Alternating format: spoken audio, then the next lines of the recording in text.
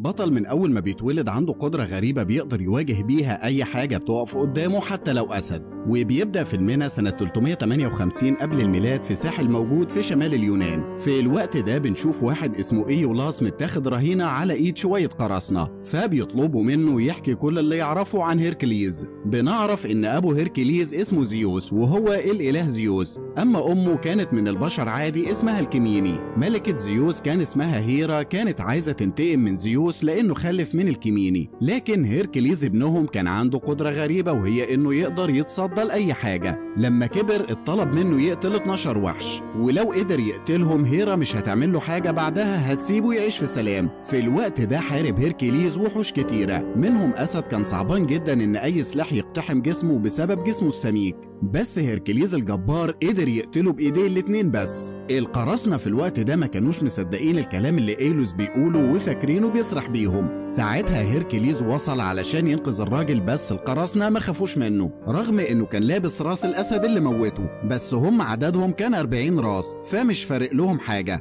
بس العدد ده كان سهل جدا على هيركليز. ده غير إنه كان معاه الجيش بتاعه اللي منهم واحد اسمه إينيفاروس وأوتوكليس وتيدوس وبنت اسمها أتلانتا. ساعتها قتلوا القراصنة بسهولة وأنقذوا الناس. كانوا عايزين في الوقت ده كل الناس تصدق اللي بيتقال على هيركليز. بعد شوية إنفاروس بيشوف رؤية هي إن في جيش كبير هيهجم على المكان ده، بس بعد كده بيرجعوا للمكان بتاعهم. فهيركليز قال لأوتوكليس إن نفسه يعيش في سلام حبة وعايز تدوس معاه لأن ده اللي هو عايزه. بعد شوية بتوصل الأميرة إرجينيا، فقالت لهيركليز يروح معاها لأبوها علشان يعرف متطلباته في القصر، ولو عمل كده هيلاقي فلوس كتيرة جدا من أبوها لأنه محتاج يستخدم قوته ضد ناس مطلعة عينه. بيوافق هيركليز. بعدها بيروح فبيلاقي عدد كبير من اللاجئين. هناك بيقابلوا الضابط سيتاكاليس اللي باين عليه انه مش طايق هيركليز. بعدها بيظهر ابن الاميره اللي اسمه إيريوس ده بيحب هيركليز جدا وحافظ كل بطولاته. هناك هيركليز بيفتكر حاجه عدى عليها 3 سنين لما قتل ناس كانت لابسه زي السحالي. بعدها بيقابل الملك ارزيسيوس، فقدمه الملك للناس كلها، بس في الوقت ده هيركليز كان بيفتكر حاجات عن مراته وبنته اللي ماتوا. بعدها بيقابل اللورد كوتيس وبيقول للراجل إنفياروس انهم مش بيستفيدوا منه بأي حاجة غير انه بيشوف المستقبل ويعرف هو هيموت امتى بس. كمان قال ان أتلانتا دي ست ملهاش لازمة، فبتثبت له عكس ده. بعدها بترمي السهم بتاعها على خوذة الحراس بسهولة، فبيقتنع الملك بفريق هيركليز وبيحكي له ان المملكة هتتعرض لهجوم من جيش غريب نصهم بشر والنص التاني حصان. ساعتها كوتيس قال ان كل اللي هنا دول جايين بسبب هجوم وفساد الجيش اللي ماشيين يحرقوا في القرى بتاعتهم. كمان بيقول له ان الجنود اللي معاه كلهم فلاحين، يعني على الله حكايتهم، فبيطلب من هيركليز المساعدة علشان يحميهم من الفاسدين دول. تاني يوم بيحاول يجرب هيركليز قدرة الجيش ده عن طريق انهم يتحدوا كلهم ويعملوا جدار قوي، بس فعلا قوتهم بتطلع مش قد كده. فبيرجع هيركليز للورد وبيتكلم معاه عن الجيش، بس في واحد من جواسيس اللورد اسمه فينياس بيقوله ان الجيش الفاسد ده هيكون هنا خلال 6 ايام بس. فبيقول اللورد لهيركليز تعالى نهجم عليهم قبل ما يروحوا يهجموا على حتة تانية. هيركليز قال له انت بتحلم، لان الجيش بتاعنا لسه محتاج تدريب كتير. بس اللورد مش بيهتم بكلامه وبيقول له طب اجهز بقى علشان هنروح المكان ده بكره. بعدها هيركليز بيشوف إيريوس وهو بيقرب من تيديوس اللي كان نايم. ساعتها كان هيهجم عليه، بس هيركليز انقذه وقال له ان الراجل ده مولود في ساحة حرب، يعني حتى وهو نايم بيصحى يهجم على اي حد يقرب منه من الخوف. قال له هيركليز انه كمان من اشطر الناس في الجيش. بيرجعه بعد كده لامه اللي كانت بتعالج اطباء كتير، وكمان بتحاول تعلم ابنها الطب علشان يعالج الناس. قبل ما هيركليز يمشي ادى للولد سنة الاسد اللي قتله ذكرى يعني. تاني يوم الجيش كان مستعد انه يتحرك. في الوقت ده اكتشف هيركليز ان إيلوس مستخبي بين الجنود، فقال له انت المفروض ما تبقاش هنا لان مهمتك هي انك تحكي قصتنا بس. بيتحرك الجنود فبيكتشفوا انهم اتأخروا لان الجيش الفاسد هجم على المكان وقتل كل اللي فيه، بس حس ان في حاجة غريبة، فلاحظ ان اغلب الجثث كانت متعفنة والباقي كان باين انهم لسه مقتولين جديد، لكن دي بتكون خدعة علشان يقوموا يهجموا عليهم. خاف هيركليز على الملك وقال لهم يتجمعوا حواليه علشان يبدأوا الحرب. في الوقت ده كان قائد الجنود عايز يقتل هركليز لوحده. ساعتها هيركليز أخد راس السهم من أتلانتا وقتل القائد ده بضربة واحدة. في الوقت ده جنود هيركليز كانوا حاسين إن بسبب جمدان هيركليز هم كده هيكسبوا،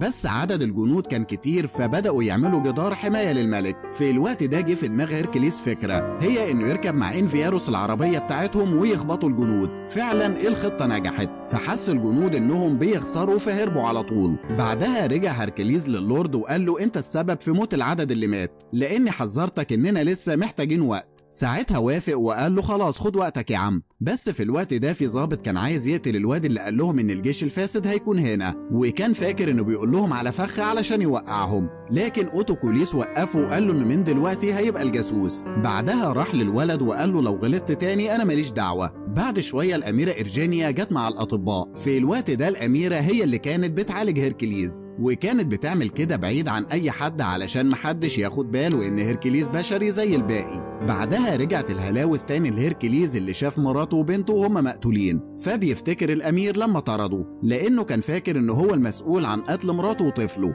بعدها صحي على صوت عيل بيعيط، فراح وسط الجثث ولقى جثة مراته وبنته. في الوقت ده كان في ذئب عنده 3 رؤوس بياكل فيهم. هيركليز ساعتها كان عايز يموت الذئب ده، بس تيديوس دخل عليه علشان يفوقه من الهبل اللي حصل له ده. تاني يوم صاحبه عرف اللي حصل له، فقال له هيركليز انت لازم تلاقي الوحش ده وتموته ونخلص من الهلاوس بتاعتك دي. بعدها الاميره بتروح للجنود وبتعرف اللي بيتقال عنه، انه كان مع اسرته اللي ماتت مقتوله وكل الناس بتقول ان هو اللي قتلهم. كمان اتعرف عنه انه جامد مش بيموت، علشان كده بقى اسطوره وكل الناس واخده قدوه. في الوقت ده هيركليز كان بيدرب الجنود علشان يقدروا يتصدوا لاي خطر ممكن يحصل لهم، فبيتعلموا ازاي يمسكوا القوس والرمح والايد حتى الجدار الدفاعي. إيلوس في الوقت ده كان بيتفرج عليهم وبيتدرب لوحده في السر علشان يبقى قوي. ساعتها جه الجاسوس وقال ان الجيش بتاعهم هيكون موجود في المكان ده. هيركليز في الوقت ده كان مستعد خلاص للحرب، كمان كان عايز يتحرك من الغابة وكان عنده خطة. فإنفياروس ما كانش عارف هم هيكسبوا ولا لا، بس عارف ان شكله كده هيموت الاسبوع ده. بدأت الحرب ووصلوا للمكان اللي عند الجبل، بس ملقوش اي مخيمات هناك. ساعتها بيشوفوا جنود عادية مش الجنود الفاسدة. بنفهم ان الجاسوس بيخون هيركليز، فطلب اللورد منه انهم يستسلموا لكنهم رفضوا وبدأوا الحرب. بعدها عملوا جدار. ساعتها وصلت أتلانتا اللي معاها الجيش اللي بيضرب بالقوة ودمرت القوات الأمامية للعدو. بعدها ضرب العدو سهوم نار كتيرة. انفياروس في الوقت ده كان قاعد مستني الموت، بس مفيش ولا سهم يجي فيه، أما الباقي استخدموا الدروع كحماية. استمرت الحرب وقرر فينيوس انه يتحدى هيركليز بطوله. قام هيركليز قلبه بالحصان بتاعه وبعدها خدوه للورد، فضربوا اللورد وعاملوا انه خاين. ساعتها الكل بيهجم عليه، بس فينيوس قال ان اللورد هو اللي خاين مش انا. في الوقت ده هيركليز كان شاكك في الكلام اللي بيقوله وحاسس ان في حاجه غريبه. بعدها قعدوا يحتفلوا وفينوس كان مربوط بالسلاسل. الاميره حاولت تديله ميه لكن اللورد منعها. بعدها توجوا اللورد. في الوقت ده الاميره قامت تمشي، حس هيركليز انه مش مرتاح، فقام وراها فسالها في ايه. قالت له ان فينيوس معاه حق، وإن اللورد هو اللي بدأ الحرب، ده غير إن هو اللي سمى جوزها اللي كان الملك الحقيقي، كل ده علشان يسيطر على الحكم. قالت له كمان إنه ضحك عليه واستغل قوته في تحقيق هدفه، وإنه طول الفترة اللي فاتت ما بتتكلمش في الموضوع ده لأنها متهددة هي وابنها بالقتل، فطلبت منه ياخد ابنها معاه وهو ماشي علشان يحميه. رفض هيركليز إنه يمشي، بس في الوقت ده كان الضابط سيتاكليس سمعه. راح هيركليز للورد علشان يسأله أنت كنت بتضحك عليا؟ قال له أنا يا ابني ده انا قلت لك هتقود الجيش في مقابل ذهب كتير، وادي الذهب اهو قدامك فخده وامشي بقى. لما خرجوا هيركليز ادى الفلوس والذهب لاوتوليكوس لانه كان عايز يموت اللورد. بعدها قال للي معاه لو عايزين تمشوا اعملوا ده وانا هقدر اللي عملتوه معايا، بس اتلانتا قالت له احنا عيله واحده ومش هنفترق. لما رجعوا القصر قال لهم اللورد يرموا السلاح، فعرف ان الاميره خايفه على ابنها قام خده منها، بس ابنها طلع نبيه وادى السنه بتاعت الاسد لهيركليز. بعد كده خدروه وربطوه بسلاسل، فكان بيهلوس ولقى الذئب قدامه، بس لما ركز اكتشف انهم 3 ذئاب مش واحد ب3 رؤوس، فاكتشف انهم بتوع الملك يوريزيوس حليف اللورد. ساعتها هيركليز شاف ان كل اصحابه محبوسين، وشاف رؤوس ان كل عيلته اتقتلت على ايد الذئاب، علشان كده معرفش يحميهم. يوريزيوس قال له ايوه انا عملت كده فعلا، لان الناس كانت بتحب هيركليز اكتر منه فعمل كده علشان ينتقم. بعد شويه شاف الاميره هتتعدم قدامه وهو مش عارف يعمل حاجه. ساعتها انفيروس شجعه قام فك نفسه من السلاسل وجري على الأميرة، بعدها أنقذها في آخر لحظة وهربوا كلهم من المكان. ساعتها هجم هيركليز على الذئاب الثلاثة والأميرة فكت الباقي من السجن بالسلاح اللي كانت هتتعدم بيه. عرف هيركليز يقتل كل الذئاب والذئب الأخير قتله بالسنة بتاعة الأسد. بعدها اتجمع كل الفريق ورفع هيركليز الباب بالقوة.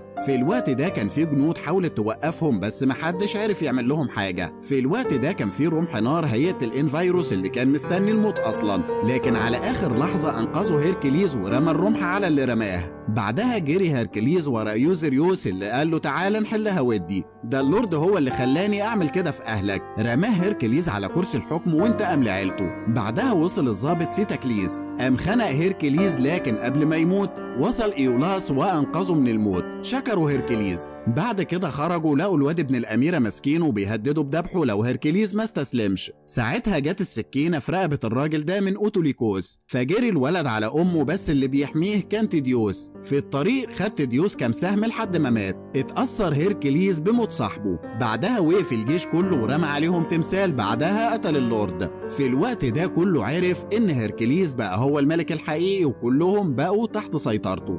بكده يكون خلص فيلمنا. لو عجبكم الفيديو اعملوا لايك وشير للفيديو، وما تنسوش كمان تشتركوا في القناة واعملوا لنا فولو على فيسبوك وانستجرام وتيك توك، هتلاقوا لينكاتهم في الديسكريبشن. اتفرجوا على الملخصات القديمة واستنوا الجديدة، وما تنسوش تفعلوا الجرس وتكتبوا لنا في الكومنتات ايه الفيلم اللي حابين تشوفوه المرة الجاية. سلام.